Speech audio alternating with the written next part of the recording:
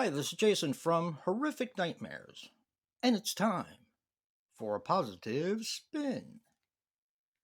Now, today we're going to be talking about the Neverending Story 2, the next chapter. Now, I actually have zero history with this film. This was a first time watch. Now, I had seen the first one years and years ago, but I didn't really remember much, and I did end up watching the first one with Joe because he loves the first one and the second one too, for that matter. But I'll let him tell you about it. And I had never seen the second one because I had a hard time getting through the first one when I was younger. Now, when I watched the first one with Joe not that long ago, maybe I think it was like early last year, I really enjoyed it. And I was kind of eager to see what the second one had to offer. So, like I said, this is a first time watch for me. I actually have no history with it. So let's go ahead and put a positive spin on The Neverending Story 2, the next chapter. Okay, I like right away that John Wesley Shipp is in it. I've always liked him, whether he's the father for Dawson's Creek, or the Flash, or the old Flash in the new Flash show, if that makes any sense. But I always thought he was a quality actor and very underrated, in my opinion. And I really liked him in this. I like the old bookstore that he finds, well, that Bastion refines the Neverending Story in. I thought that was pretty cool. I think that the sets are pretty amazing looking, especially for the time and for it being practical. I thought that they were really cool. I like most of the characters in the film, especially the bad lady that he was supposed to be working with, and then she's trying to um, take over the kid's mind and stuff like that, and to make him wish his wishes before he can wish for the things he should wish for. That sounds confusing, but it's kind of what happens though. So I like her as the bad guy, quote unquote. And I read a lot of reviews about this film that said that this was the part of the film that they hated the most because it didn't fit the book. And it didn't go the way the book went. And I was kind of like that too. I remember talking to Joe about this.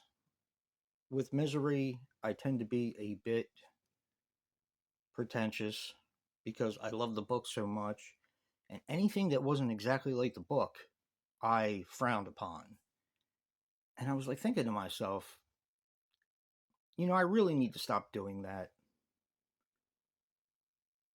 because you're getting different ways of seeing sometimes the same thing. And I think that's pretty cool, to be honest. I don't know if you guys can understand what I'm trying to get at, but one of the things that always bothered me was the fact of the hobbling scene. How in the book, she chopped his foot off at the ankle, but in the movie, she broke his um, legs at the ankle. And I just found myself sounding really snobbish and pretentious because it fits the film and it also fit the book. So why can't it be both? So yeah, reading in these reviews and stuff of this film, I just found it to be a little bit pretentious. I don't know. Anyway, and I understand that these books are loved by a lot of people. The costumes are cool and colorful, and the characters are creative, especially the mud guy. As Joe put it, I don't know if he has a name or anything, but he was really cool. The flying dog and the rock biter were cool to see again and gives you that nostalgia for the first one. I thought that was cool. And I also read a little bit, this is a little bit of a side thing, that they actually didn't know who played the rock biter in the second one, uncredited, and apparently no one knows. I figured someone would have to know, but nope. The giants are cool and provide evil and darkness. And that's one of the things I like so much about the first Neverending Story is the darkness. And this one had it too.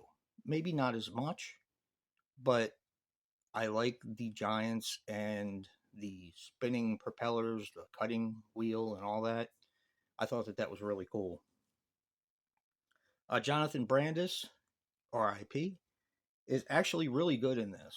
And I read a little bit about him. I was like, this kid looks so familiar. And I realized that I'd seen him in a lot of things, but mostly what I had seen him in was one of my favorite movies, Sidekicks, with Chuck Norris.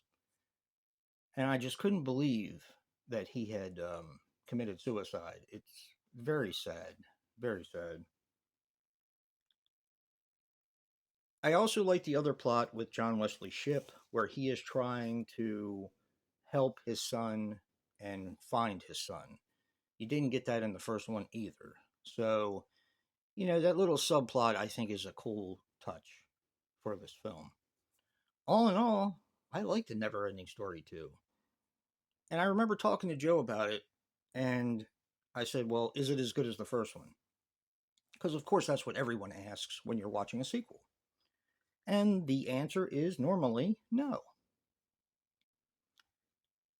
And I found that it's not as good as the first one, but it's every bit as entertaining.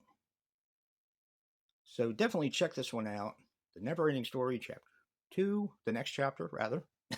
Or don't. But make sure you check out Joe's positive spin for The Never Ending Story 2, the next chapter. And remember, guys, physical media matters.